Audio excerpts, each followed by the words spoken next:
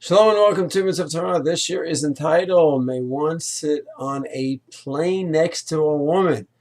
Unfortunately, some news lately, Halal and other airlines regarding issues where a religious man, didn't want to sit next to a woman and made a whole to-do about it.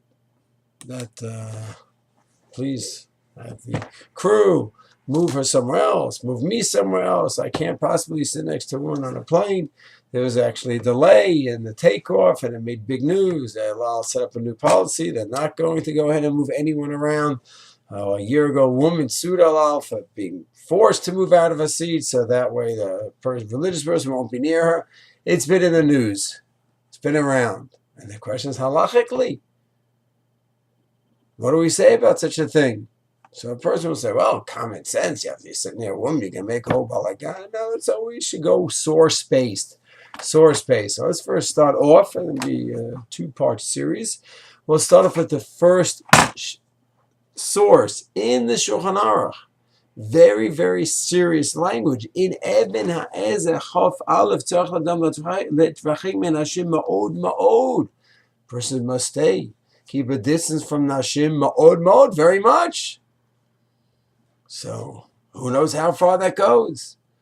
It's a very general statement. The Shulchan gives details. And we must be very halachic about this. So we understand what is asur, what's permissible, what's a legitimate stringency, and a stringency at what cost. So it says, Va'asar l'krotz biyadav v'raglav v'moz beinav, hint at a woman and do something suggestive any kind of way. Lechen me'arayov. And so it's chogim elahakir roshan. You shouldn't be in a state of kalat rosh with her, lightheadedness. Oh, la bipi, or if you are staring at her beauty, admiring her beauty.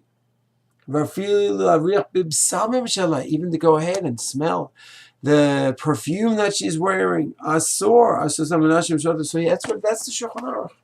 Now he doesn't say here it's asur, prohibited to sit next to her. Doesn't say that. So we need to explore. So the post can openly discuss such a case where you are sitting next to one, you might bump into a woman. How do we view that?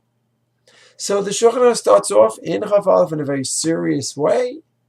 The language ma'od, when it says tzarich la'adam l'trachik min nashim ma'od, very, very much. That term is not used in the Shulchan Aruch. That's an extreme term. It's used by a judge receiving ribit, interest, but by shochad, receiving a bribe. Be very, very careful. You think, you just be friendly with him, a little present. No. Watch out. And by charging interest, it's also just a few times to mention the Shulchan Aruch. So it's a very serious term, and obviously this is a major case here. But as major as it is, we didn't see the term asur lashevet etzel isha. You cannot sit next to a woman. We didn't see that. So we need to explore, see what we can find about that specific case. And if a person wants to say, even if it doesn't say I cannot sit next to a woman, even if it's not prohibited, I want to be stringent because the Shulchan Aruch gives a general term. Tzarech l'trachik. Adam tzarech l'trachik m'anashim. A person has to stay away. So even if you tell me it's technically permissible for me to sit on the plane or the bus next to the woman, I'm not doing it because I want to keep my distance. I'll be honest with myself. I don't want my Yetzer Hara to start wandering in any way. And therefore, I just want to be far away, like the Shulchan Aruch's advice. So even if you tell me it's mutter, fine. It's maybe technically mutter, but that's not for me. So there is where we have to go ahead and understand what is din, what's technically prohibited, and what's a chumrah. When something is a din, you have to relate to it one way. You can't just go ahead and say, well, I'm not sure what I'll do here. I'll just violate the din. Not so simple. But something is a chumrah, stringency. Wait a second. You're going to take upon yourself a stringency at such a price. You want to go ahead and you're not going to go on a mixed bus, and you decide you're going to walk. You'll take a taxi. There's a separate Mahadran line. Fine. Only price is one that you're paying. But you're going to go ahead and have a stringency and cause 500 people to be delayed and make a scene. That's something else totally.